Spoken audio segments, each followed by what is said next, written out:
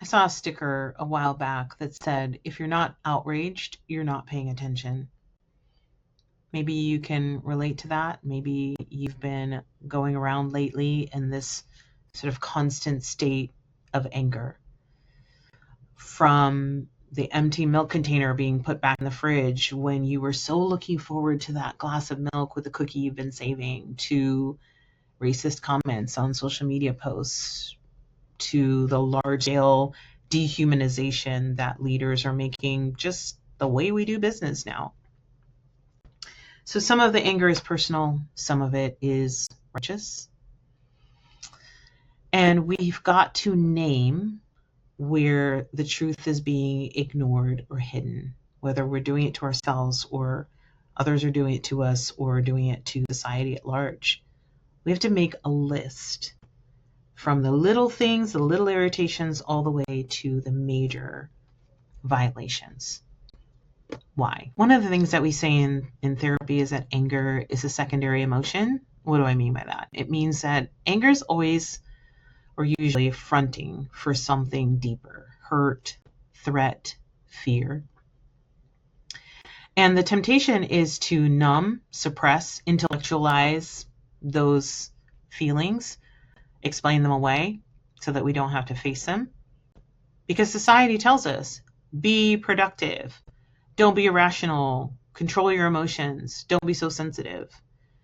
So we tend to dissociate, just disconnect. And even if we understand the importance of sitting with our emotions, sometimes it's just like, I'm tired. I've been doing this day after day after day after day.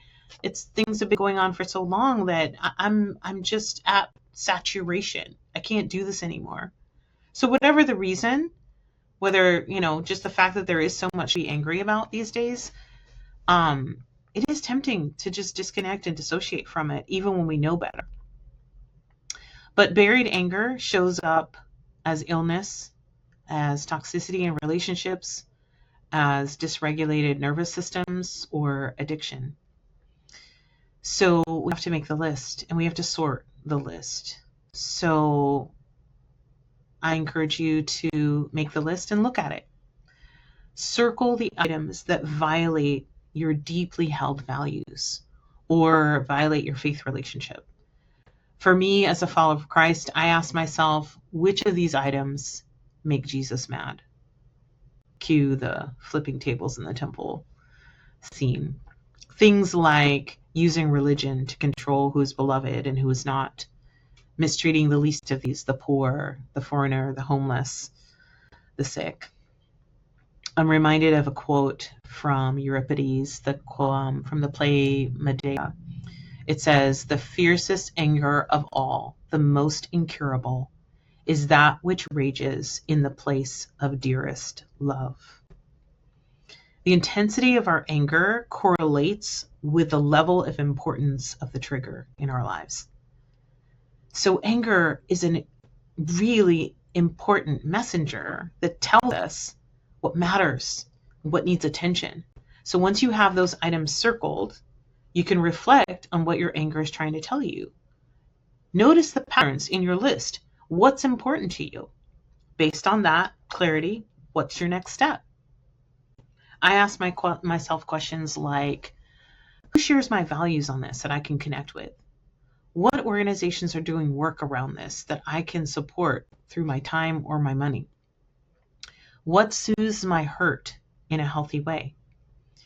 What am I actually afraid of? What can I do to mitigate that fear? How do I surrender that which I cannot control?